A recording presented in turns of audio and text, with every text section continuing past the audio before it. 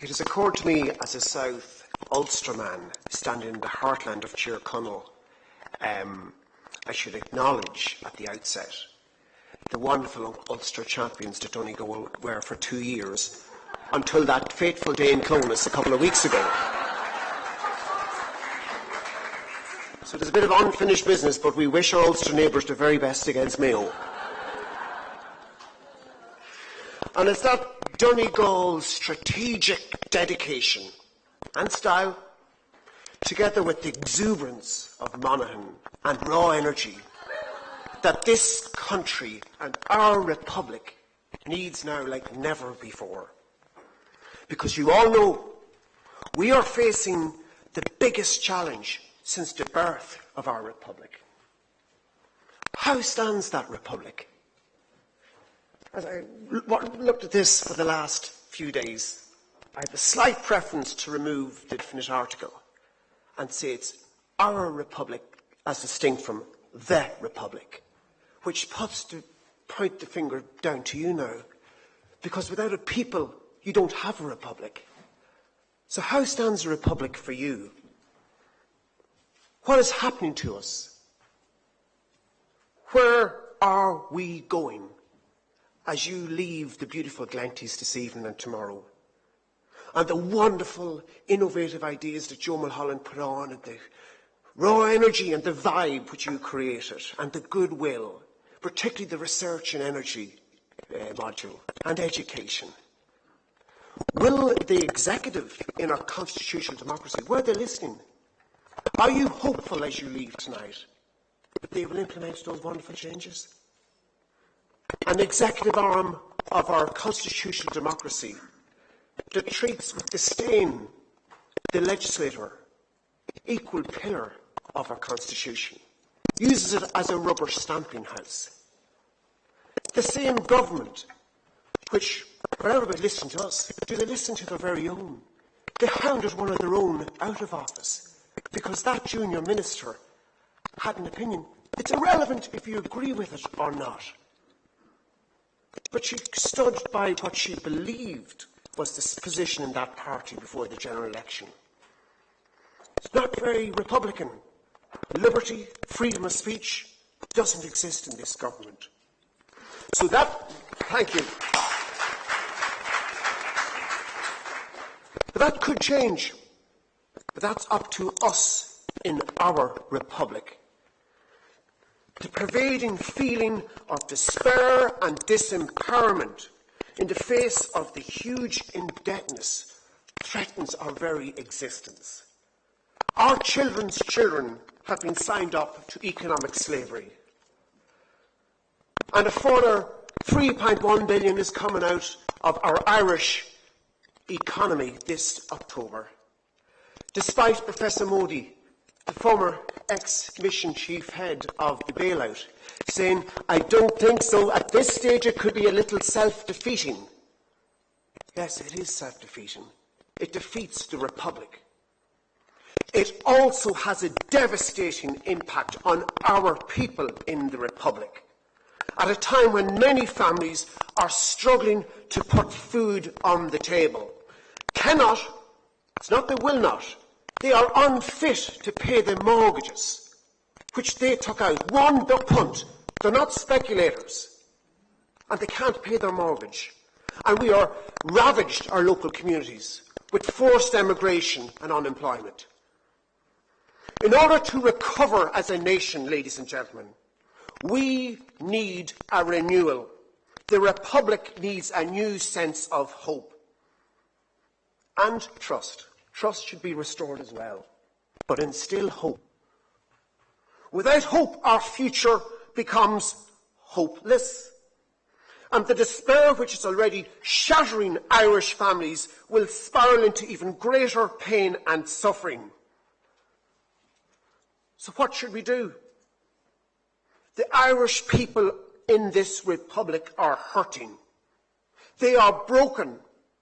They are shattered. We'll nearly have 1 million of our Irish citizens trapped in household debt. They feel let down by our republic. They're distraught. They're severely upset. We have seen hundreds of grown men crying in the New Beginning offices. What did they do wrong? They weren't speculators. They followed the best expert advice at the time, cheerleaded by our governments, consecutive governments. That's all they did wrong. Oh, and don't forget the regulators. They assumed, maybe it was a very crazy thing to do, but they assumed regulators regulate, both here and let's not forget Europe. They were let down. They are a shattered people. They are distraught. And they will share pain, but they're not going to take all the hit. The people of Ireland must protect the basic principle at the foundation of our state. But will we, and what are we going to do about it? Accept the basic right of the Irish people to the ownership of Ireland, if that's not too ambitious? Will we resolve, and what are we going to do about it, to pursue the happiness and prosperity of the whole nation? Will we cherish all our children equally, the children Tony talks about? Put some more love in, heart and soul, into our younger generation. But what are you, as citizens of the Republic, and I going to do about it? We need to remind ourselves that we love our country. We don't need to justify it, but we do need to express it. Because this is the challenge of nationhood, of self-determination, the call to be true and loyal to our values of this Republic. The future is ours, and we should be actively responsible for it. Faced with the crippling economic problems of today, our political leaders look for solutions in the past. The past throws up solutions for a different time based on a different vision. We need a new vision and we need new thinking. We no longer look upon our leaders on both sides of the House with disdain, but indifference. We have no faith in them. We don't believe in them. In the run-up to the last general election, some people longed for that hope, that magical term. They longed for change. They wanted to be inspired. But they were destined to failure. Because as Minister Brian Hayes candidly admitted last night, they won the general election by default. They didn't inspire a win.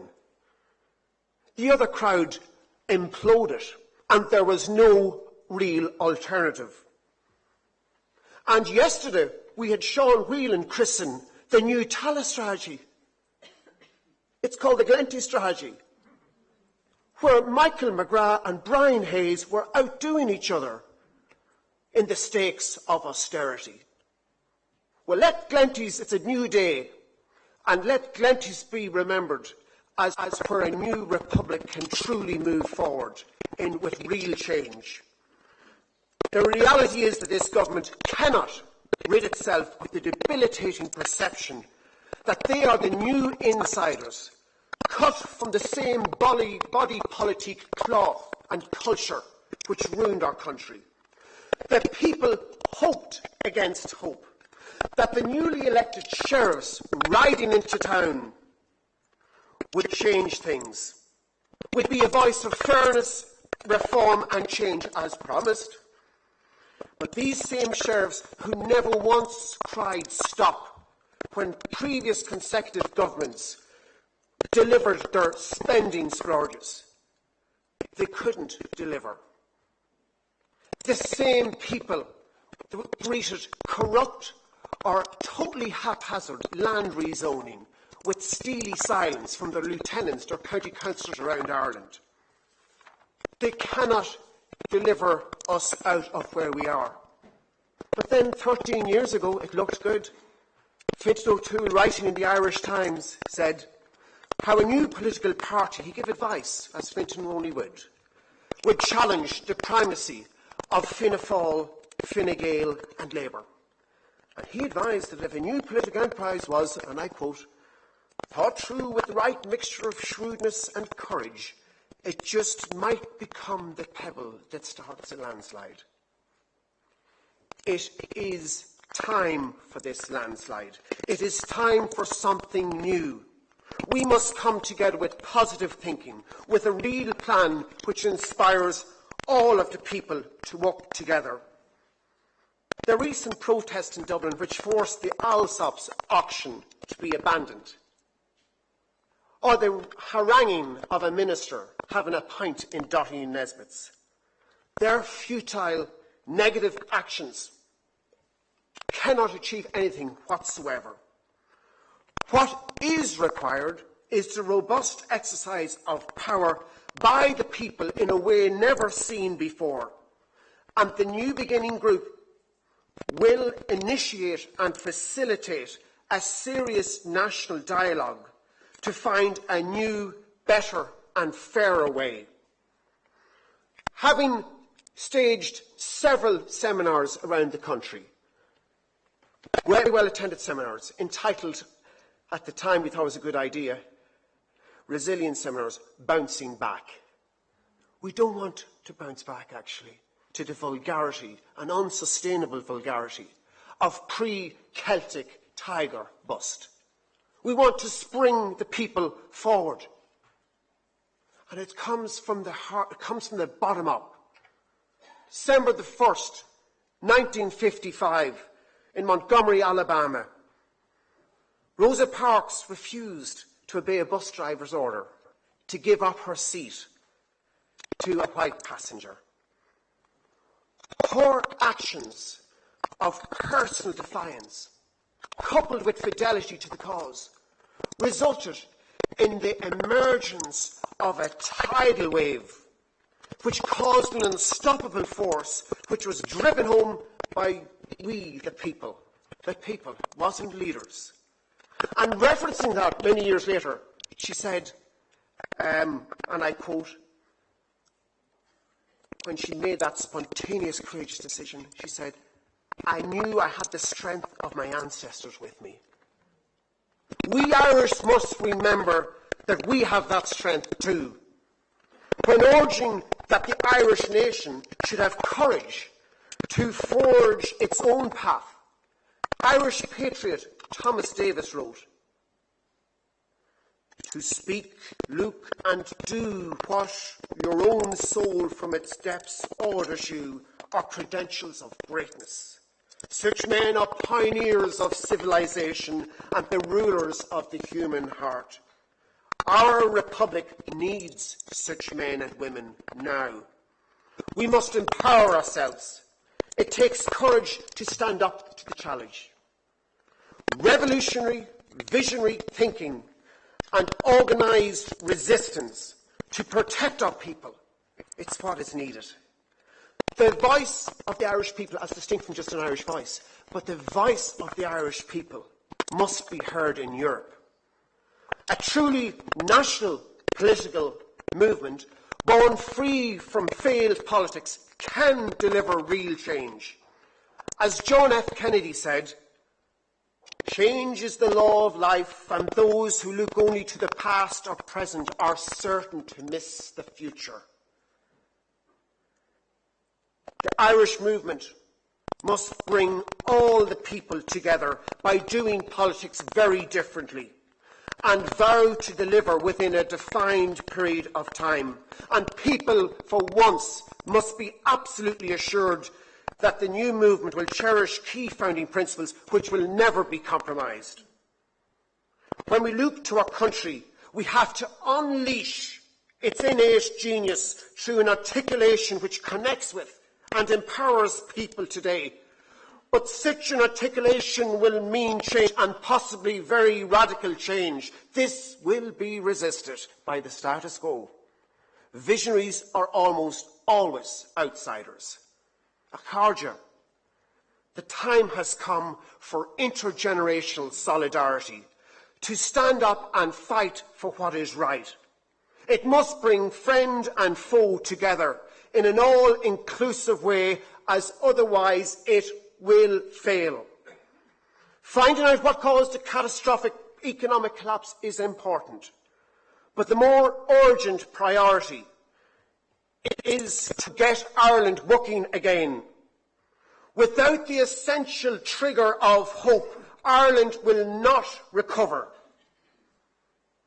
On our own, we are nothing, but together we are capable of greatness. We must take ownership of our republic. The time has come for a new beginning in Ireland, for the people and of the people. We must realign and reaffirm our resolve to pursue the happiness and prosperity of the whole nation. This is our time. Gura míle maith go léir.